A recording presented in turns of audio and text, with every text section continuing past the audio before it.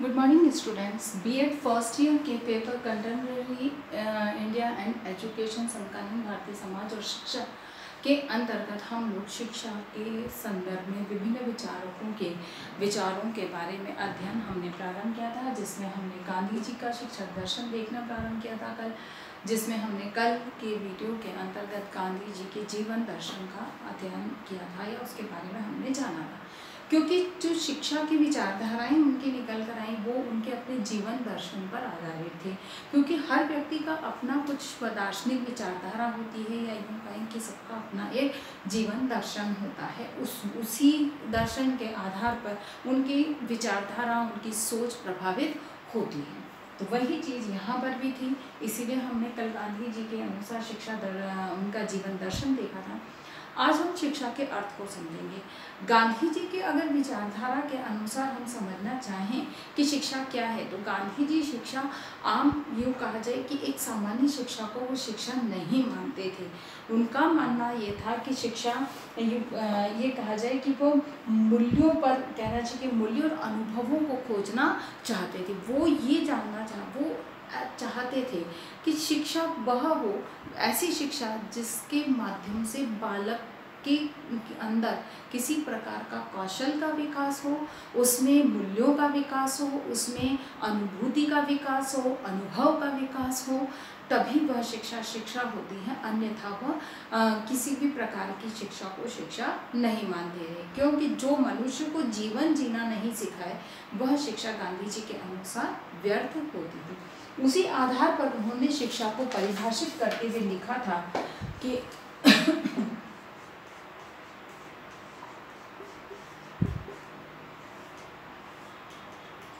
क्योंकि वे एक तरह से कहा जाए कि अनुभव आधारित, मूल्य आधारित शिक्षा को ही शिक्षा मानते थे। तो उसी आधार पर उनकी पारिभाषिक दृष्टिकोण से या परिभाषा के आधार पर उनके शिक्षा संबंधी विचारों को हम समझें तो उनके अनुसार जो शिक्षा चित्त की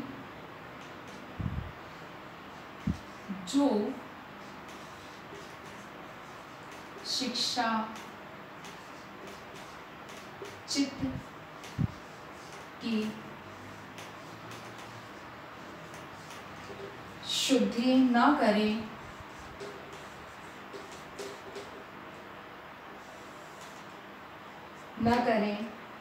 निर्वाह का साधन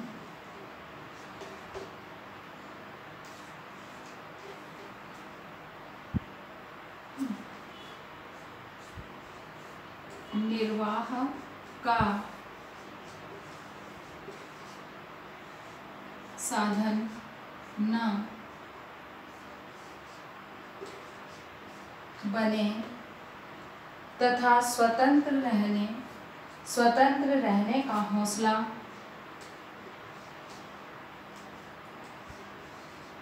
तथा स्वतंत्र रहने का हौसला और सामर्थ्य न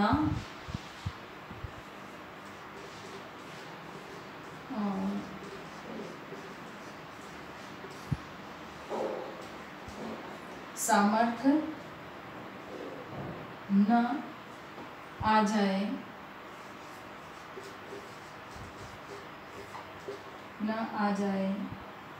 उस शिक्षा में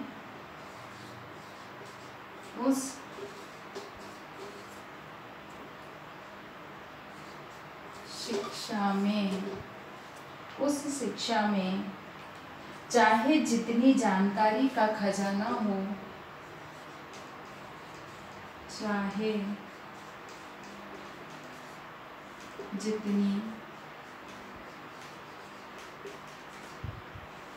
जानकारी का खजाना हो,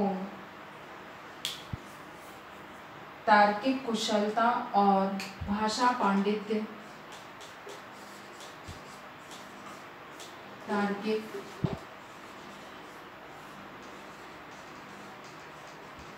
कुशलता और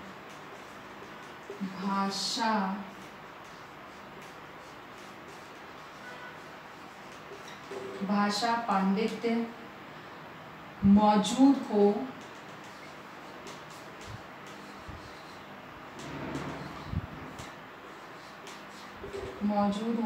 वह सच्ची शिक्षा नहीं है।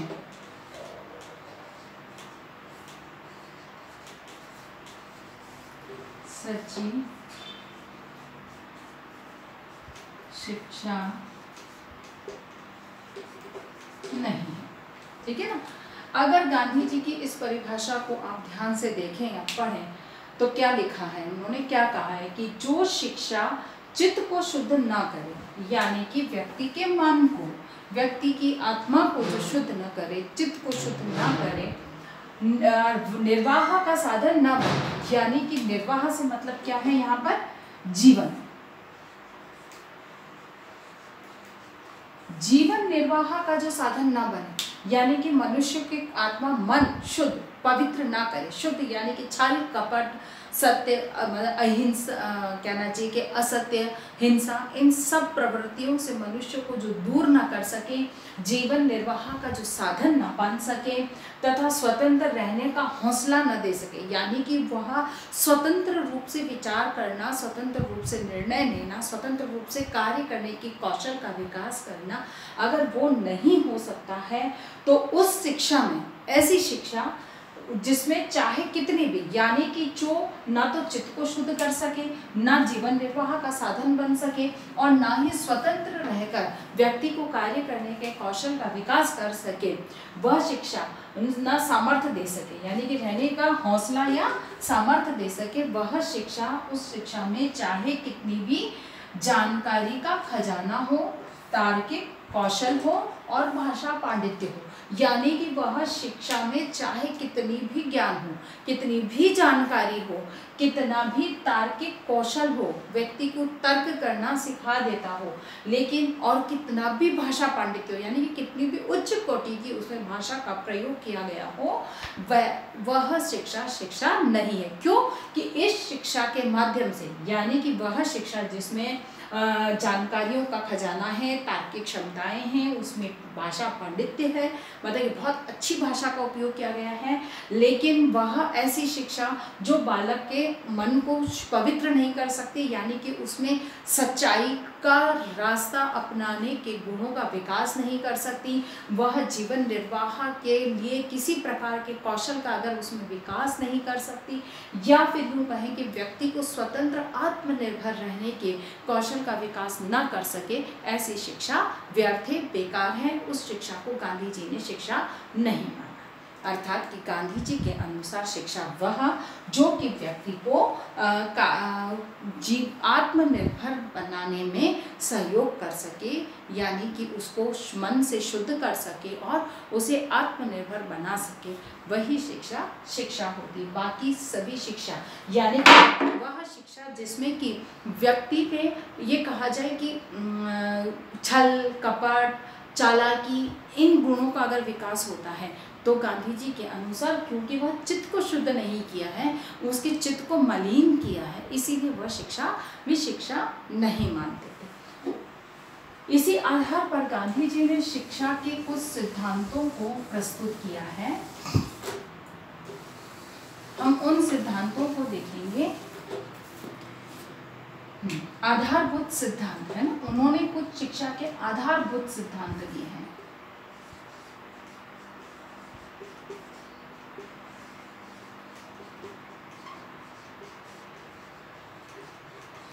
आधारभूत सिद्धांत उन्होंने कुछ बताए हैं, हम उनके बारे में चर्चा करेंगे। पहला है निःशुल्क व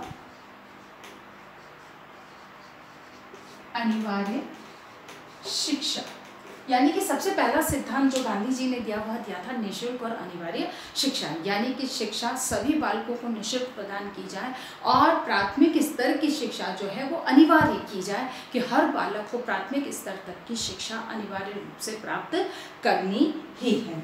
उसके साथ ही उन्होंने सार्वभौमिक शिक्षा,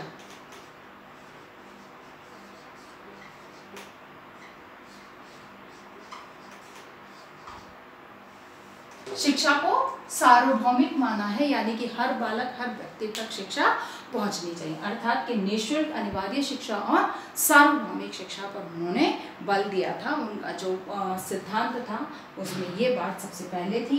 उसके बाद में है मातृभाषा में शिक्षा।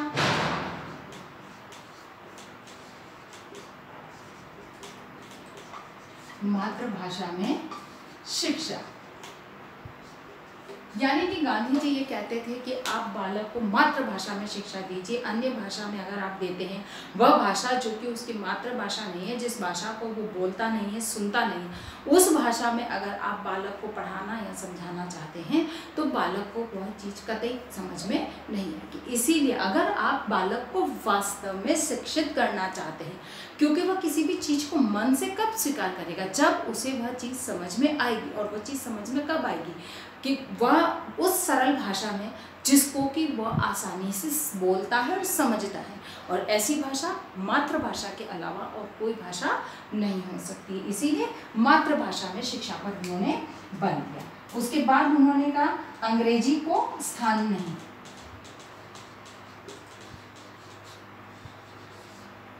अंग्रेजी को स्थान नहीं,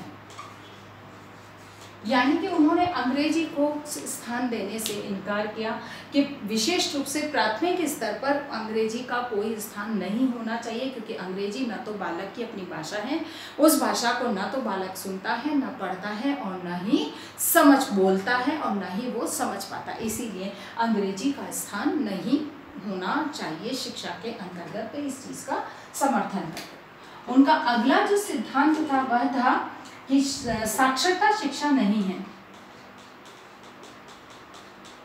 साक्षरता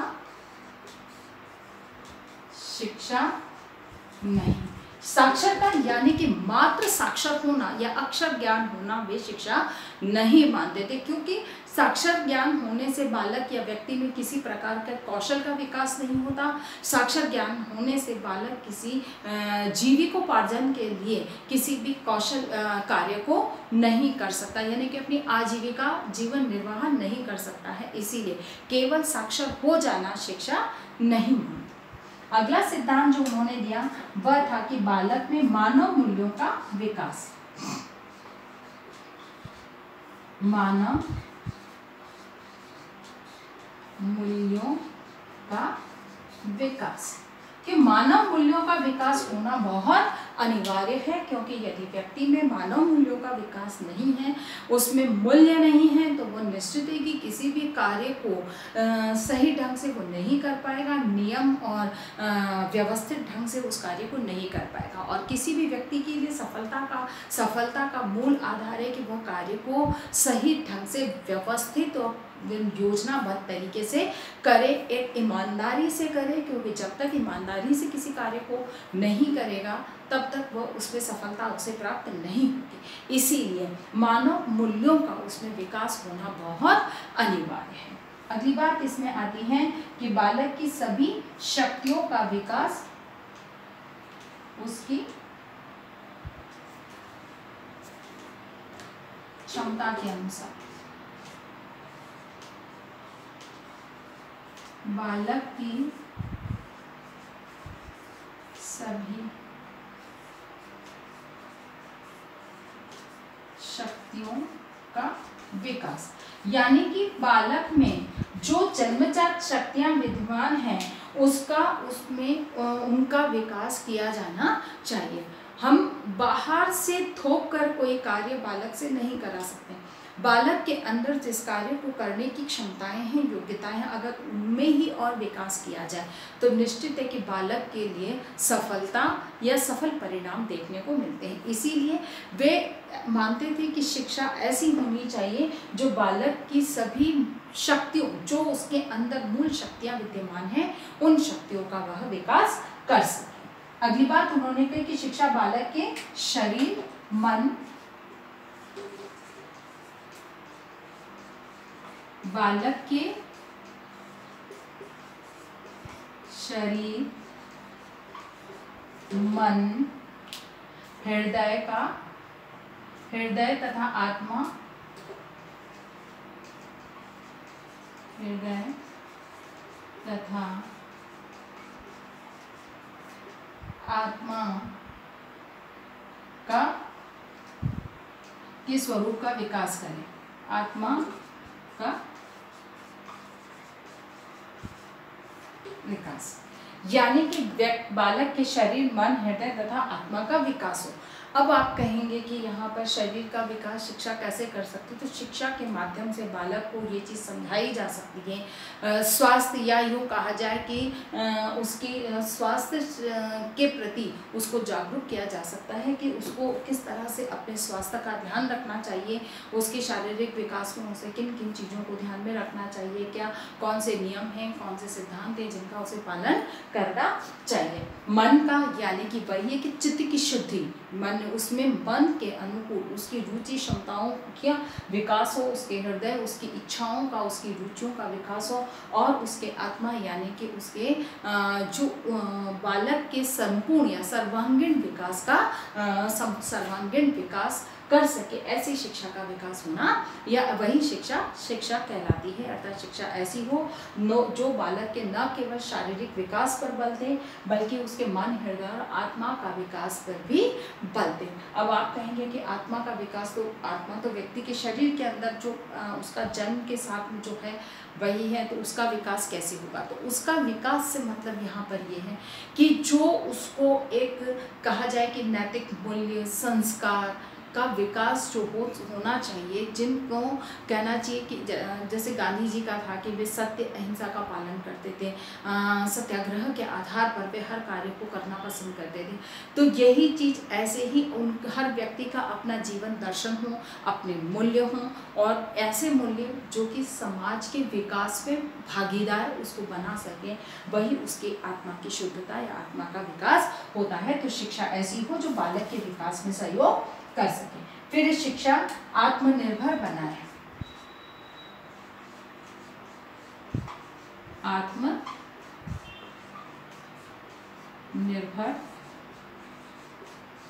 बनाए यानी कि शिक्षा वह जो बालक को आत्मनिर्भर बनाए, उसको किसी अन्य के सामने हाथ न फैलाना पड़े, वो अपना कार्य खुद कर सके, अपने कौशल के आधार पर अपने आजीविका वो खुद कमा सके।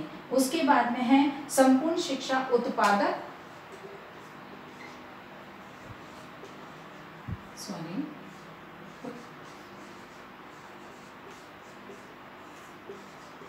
शिक्षा उत्पादकता पर आधारित हो, यानी कि जो भी कार्य करता है बालक, जिसमें कोई न कोई कार्य का उसको परिणाम उसको प्राप्त होने चाहिए, जैसे कि वह उत्पादन क्षमताओं का विकास हो, उसमें वह उद्योग लगा सके, ऐसे गुणों का उसमें विकास होना चाहिए, यानी कि बालक में उत्पादक क्षमता का विकास होना चाहिए। अगली बात इसमें आती है वह है शिक्षा स्थानीय उद्योगों पर आधारित है। स्थानीय उद्योगों पर, ठीक है, स्थानीय उद्योगों पर आधारित यानी कि जो स्थानीय उद्योग हैं उन्हीं का प्रशिक्षण बालक को प्राप्त होना चाहिए। वो अन्य को सीखेगा, अन्य को जानेगा, उससे अच्छा है कि जो उसका स्थानीय है, जैसे कि मेवाड़ साइड में कि लकड़ी, जैसे उदयपुर साइड में लकड़ी के खिलौने बनाने का एक स्थानीय उद्योग जो उसको हम कहते हैं वह था, लेकिन वहाँ किसी ने उसे अपनाया नहीं, तो वो उद्योग पूरी तरह से समाप्त हो गया। यानी कि अब जैसे NEP 2020 के अंतर भी वोकल टू लोकल और लोकल टू वोकल की सिद्धांत को अपनाने की बात कही, तो वही चीज़ है कि यहाँ पर स्थानीय उद्योग के आधार पर बालक को प्रशिक्षण प्रदान किया जाए। यानी कि जैसे अब उदयपुर क्षेत्र के बच्चे हैं तो उनको लकड़ी के खिलौनों के निर्माण का प्रशिक्षण प्रदान किया जाए तो एक अच्छा रोजगार उन्हें प्राप्त होता है। तो ऐसी ही कौशल के विकास पर उन्होंने बल देने की बात करी। अगला जो सिद्धांत था उनका वह था बालक में आत्मनिर्भर बनाना। अच्छा, स्कूली क्रियाएं बालक के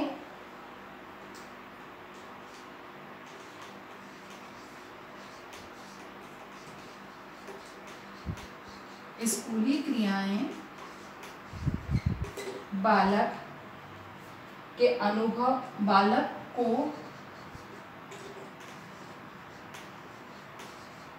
अनुभव प्रदान करें।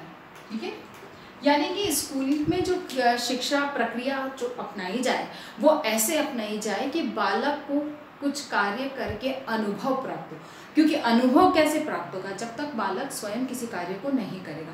तो उन कार्यों को करके बालक को अनुभव प्राप्त हो, ऐसी प्रक्रिया उसमें विद्यालय शिक्षा को अपनाने में उनका बने। यानी कि गांधी जी शिक्षा में विद्यालय शिक्षा को उस अंक कि जिसमें बालक को स्कूली अनुभव प्राप्त हो। ये सिद्धांत, इन सिद्धांतों के आधार पर गांधी जी ने शिक्षा का सिद्धांत प्रस्तुत किया, शिक्षा संबंधी विचारों को हमारे सामने रखा। तो आशा करती हूँ कि मेरी ये बात आज आपको समझ में आई होगी। उसके अनुसार आपको एक प्रश्न करना है कि गांधी जी के शिक्षा संबंधी आधारभूत सिद्धांतों को स्पष्ट कीजिए।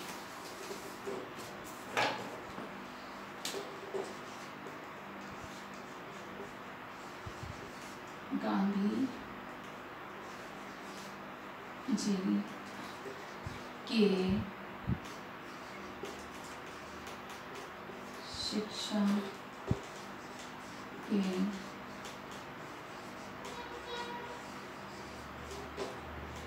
आधारभूत सिद्धांतों को स्पष्ट कीजिए। ठीक है, अपनी बात को समाप्त करने से पहले कोविड-19 की इस महामारी के दौर में अपने आप को सुरक्षित रखें। बहुत अधिक आवश्यकता हो तो ही घर से निकलें।